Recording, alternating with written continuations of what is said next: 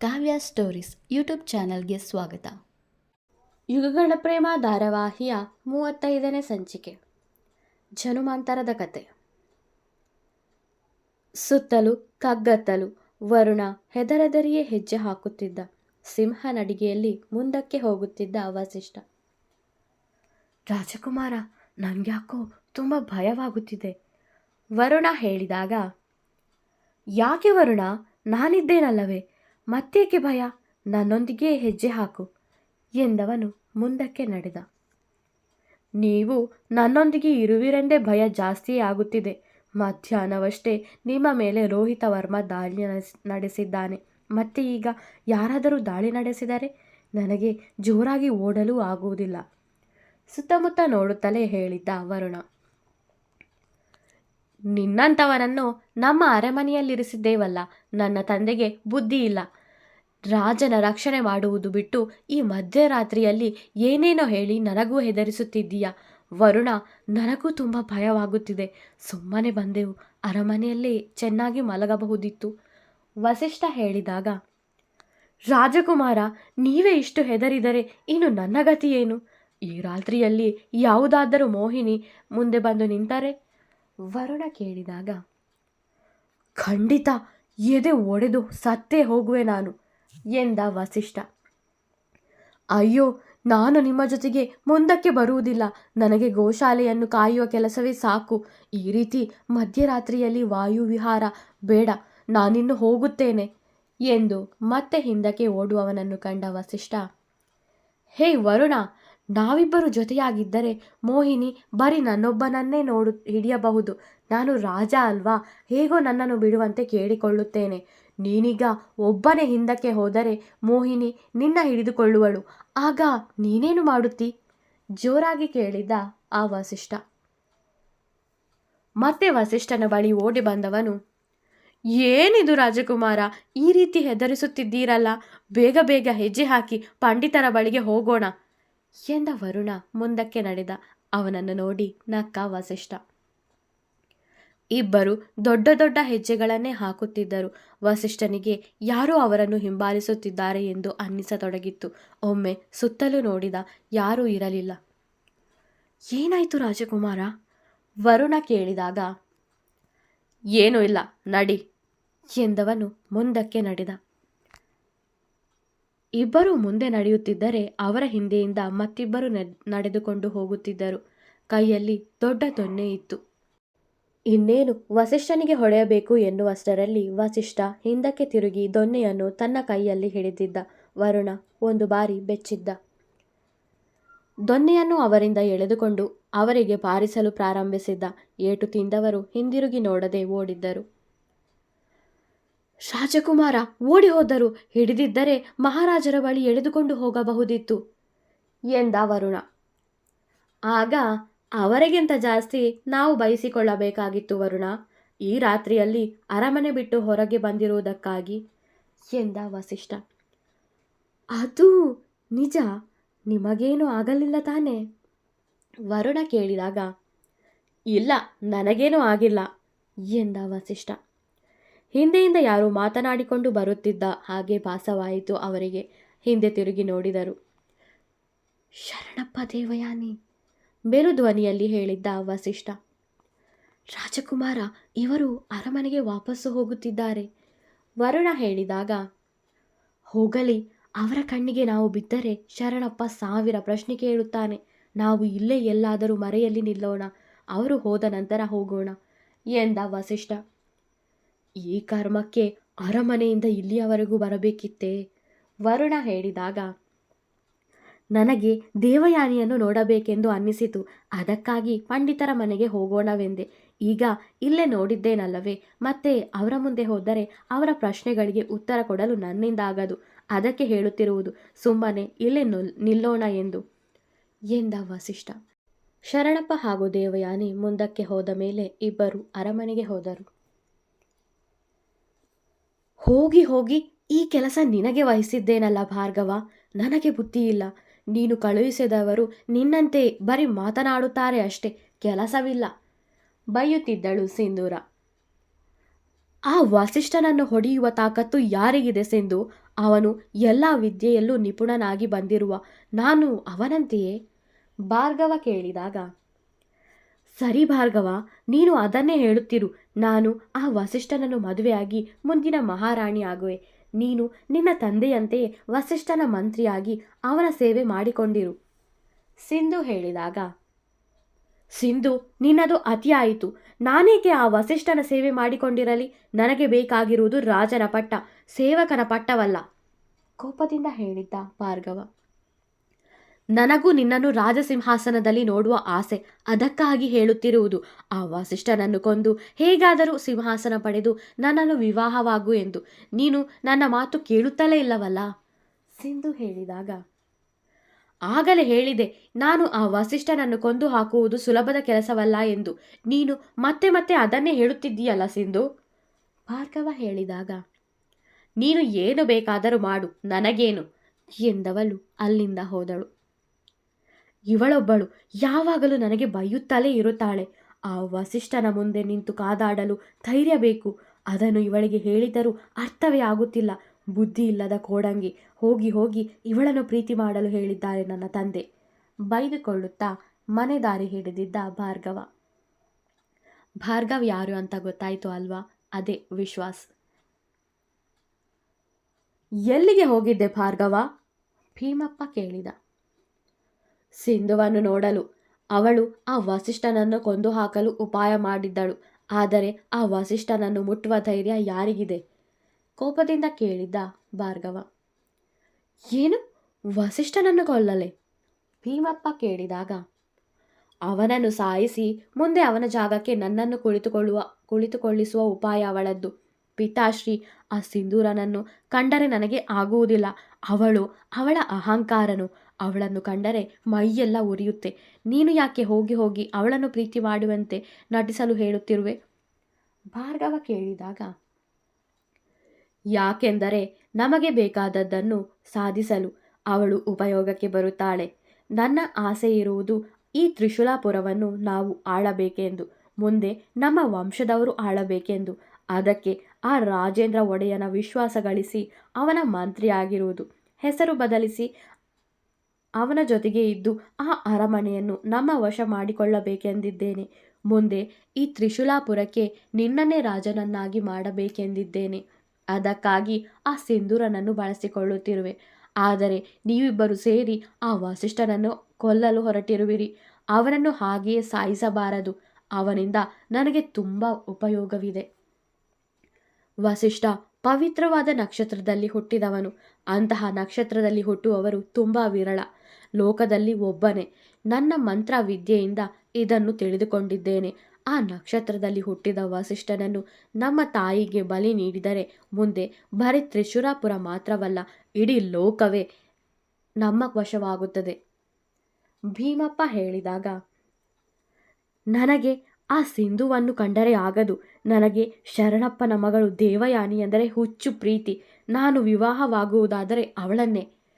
ಭಾರ್ಗವ ಹೇಳಿದಾಗ, ಆ ಅಡುಗೆ ಕೆಲಸದವಳನ್ನು ನೀನು ವಿವಾಹ ಆಗಬೇಕೆಂದಿರುವೆಯಾ? ಭೀಮಪ್ಪ ಹೇಳಿದ.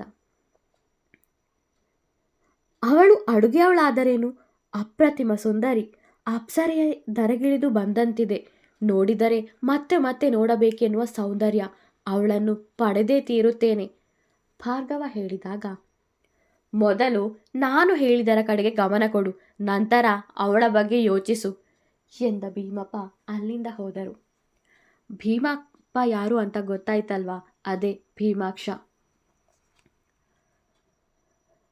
ನನಗೆ ಶತ್ರುಗಳು ಜಾಸ್ತಿ ಇದ್ದಾರೆ. ಎಲ್ಲರೂ ನನ್ನ ಮೇಲೆ ದಾಳಿ ಮಾಡಲು ಕಾದು ಕುಳಿತಂತಿದೆ. ತುಸು ಎಚ್ಚರಿಕೆ ವಹಿಸಬೇಕು, ಮನಸ್ಸಲ್ಲೇ ಅಂದುಕೊಂಡನು ವಸಿಷ್ಠ. ಸೂರ್ಯ ತ್ರಿಶೂಲಾಪುರಕ್ಕೆ ಬೆಳಕನ್ನು ನೀಡಿದ್ದ. ನಿದ್ದೆಯಿಂದ ಎದ್ದವನು ನಿತ್ಯ ಕರ್ಮಗಳನ್ನು ಮುಗಿಸಿ ಉಪಹಾರ ಸೇವಿಸಲು ಬಂದ ವಸಿಷ್ಠ ಅಲ್ಲಿ ರಾಜೇಂದ್ರ ಒಡೆಯರ್, ಕೌಶಲ್ಯಾದೇವಿ, ರಾಜೇಶ್ವರಿ, ಸಿಂಧೂರ, ರಾಜೇಂದ್ರರ ಮಂತ್ರಿಗಳಾದ ಕೃಷ್ಣಪ್ಪ, ದೇವಪ್ಪ, ಜೊತೆಗೆ ಭೀಮಪ್ಪ ಹಾಗೂ ಭಾರ್ಗವ ಕೂಡ ಇದ್ದರು. ಘಮಘಮ ಸುವಾಸನೆ ಭರಿತ ಉಪಹಾರ ತರುತ್ತಿದ್ದಳು ದೇವಯಾನಿ. ಅವಳ ಕಡೆ ನೋಟ ಬೀರಿದ್ದ ವಸಿಷ್ಠ ಅವರನ್ನೇ ನೋಡುತ್ತಾ ಬಂದ ದೇವಯಾನಿ ಕಿರುನಗೆ ಬೀರಿದ್ದಳು. ಇತ್ತ ಭಾರ್ಗವ ಕೂಡ ದೇವಯಾನಿಯನ್ನೇ ನೋಡುತ್ತಾ ಕುಳಿತಿದ್ದ. ಆದರೆ ಅವನ ಕಡೆಗೆ ತಿರುಗಿಯೂ ನೋಡದವಳು ದೇವಯಾನಿ. ತಾನೊಬ್ಬಳೆ ಸೌಂದರ್ಯವತಿ ಎಂದು ಶೋಕಿ ಮಾಡುವ ಸಿಂಧೂರನಿಗೆ ದೇವಯಾನಿಯನ್ನು ಕಂಡರೆ ಆಗದು ಎಲ್ಲಿಲ್ಲದ ಕೋಪ. ದೇವಯಾನಿ, ನಿನ್ನೆ ನಿಮ್ಮ ಕೈಗಳಿಗೆ ತಾಕಿತ್ತು ಅಲ್ಲವೇ? ಈಗ ಹೇಗಿದೆ? ವಸಿಷ್ಠ ಕೇಳಿದ. ಔಷಧಿ ಹಚ್ಚಿದ್ದೇನೆ, ಈಗ ಪರವಾಗಿಲ್ಲ ಎಂದಳು ದೇವಯಾನಿ. ಎಲ್ಲರಿಗೂ ಬಡಿಸುತ್ತಿದ್ದಳು ದೇವಯಾನಿ. ಸಿಂಧೂರನಿಗೆ ಬಡಿಸಲು ಬಂದಾಗ ಸಿಂಧೂರ ದೇವಯಾನಿಗೆ ಬಯಸಬೇಕೆಂದೇ ಸಾರನ್ನು ತನ್ನ ಮೇಲೆ ಚೆಲ್ಲಿಕೊಂಡಳು. ಏನಿದು ದೇವಯಾನಿ, ಮೈಮೇಲೆ ಪ್ರಜ್ಞೆ ಇಲ್ಲವೇ?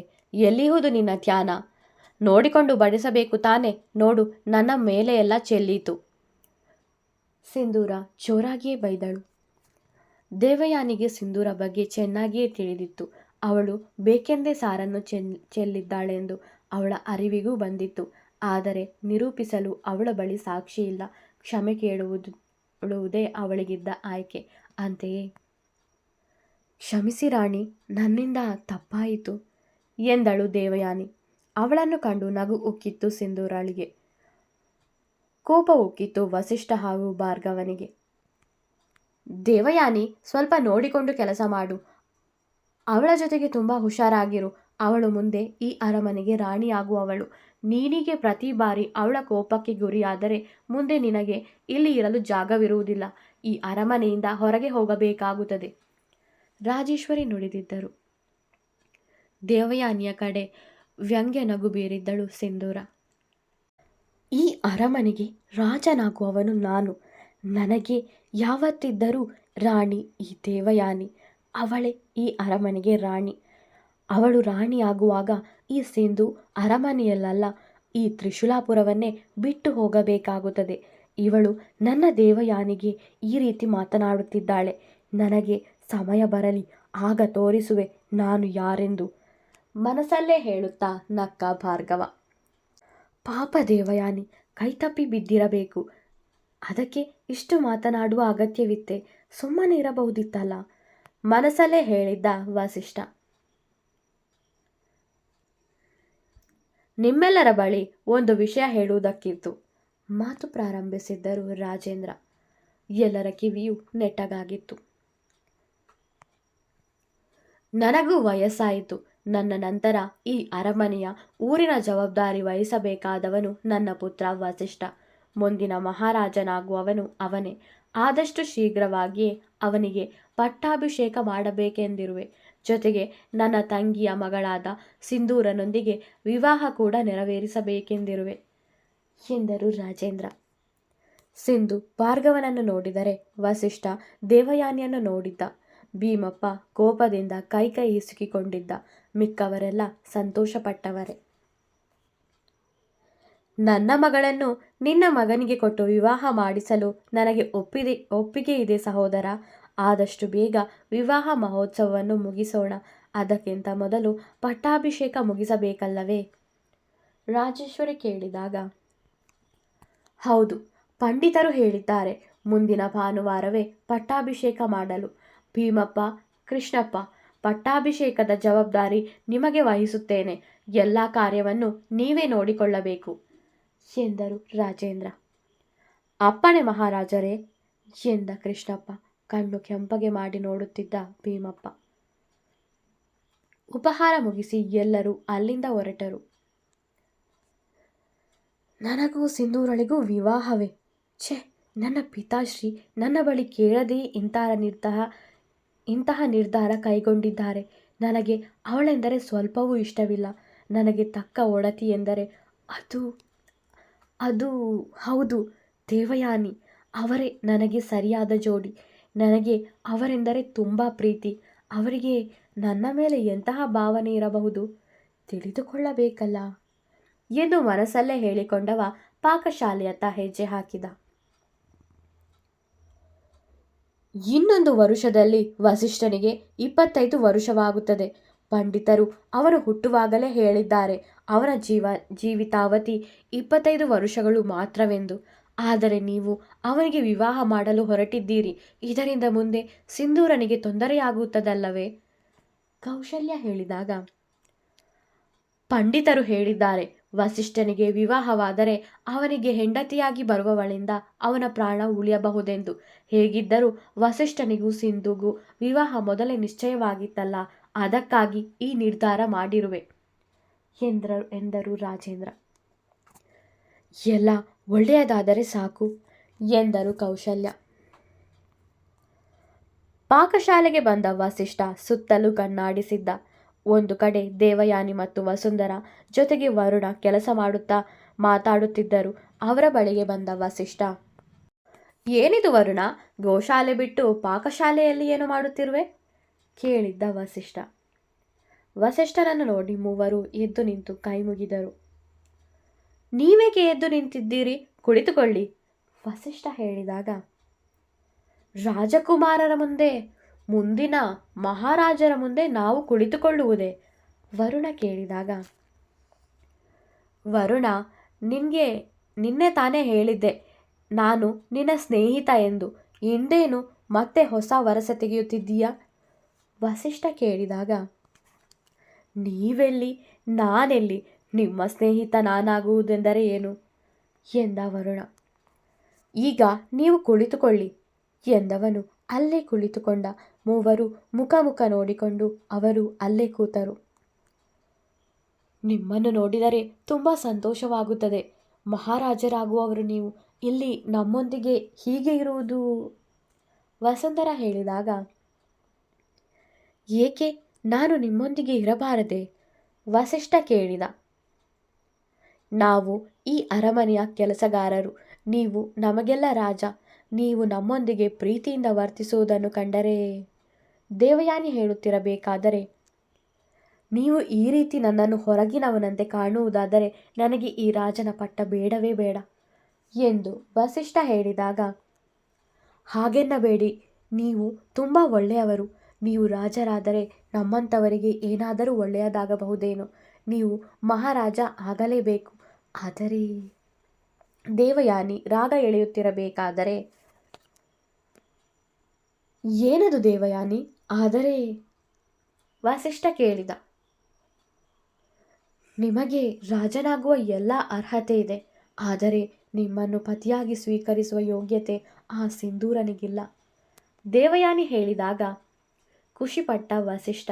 ಆದರೂ ಕೋಪದ ಮುಖ ಮಾಡಿ, ಏಕೆ ಹಾಗೆ ಹೇಳುತ್ತಿರುವಿರಿ, ಮತ್ತೆ ಯಾರಿಗೆ ಯೋಗ್ಯತೆ ಇದೆ ನನ್ನ ಮದುವೆ ಆಗಲು ವಸಿಷ್ಠ ಕೇಳಿದಾಗ, ದೇವಯಾನಿಗೆ ಇದೆ ಎಂದ ವರುಣ. ಅವನಿಗೆ ವಸಿಷ್ಠನ ವಿಷಯ ತಿಳಿದಿತ್ತಲ್ಲವೇ. ವರುಣ, ಏನು ಹೇಳುತ್ತಿರುವೆ ವರುಣನಿಗೆ ಗದರಿದ್ದಳು ದೇವಯಾನಿ. ಮತ್ತೆ ವಸಿಷ್ಠನನ್ನು ನೋಡಿ, ಕ್ಷಮಿಸಿ ರಾಜಕುಮಾರ, ಅವನು ತಮಾಷೆಗೆ ನುಡಿದಿದ್ದು ನಡುಗುತ್ತಾ ಹೇಳಿದಳು ದೇವಯಾನಿ. ಪರವಾಗಿಲ್ಲ, ಅದು ಕೇಳಲು ತುಂಬ ಹಿತವಾಗಿದೆ ಎಂದ ವಸಿಷ್ಠ ನಗುತ್ತಾ ಅಲ್ಲಿಂದ ಹೊರನಡೆದ. ಮುಂದುವರಿಯುವುದು. ವಿಡಿಯೋ ಇಷ್ಟವಾದರೆ ಲೈಕ್ ಮಾಡಿ, ಕಮೆಂಟ್ ಮಾಡಿ. ನನ್ನ ಚಾನಲ್ಗೆ ಹೊಸಬರಾದರೆ ಸಬ್ಸ್ಕ್ರೈಬ್ ಮಾಡಲು ಮರೆಯಬೇಡಿ. ಧನ್ಯವಾದಗಳು.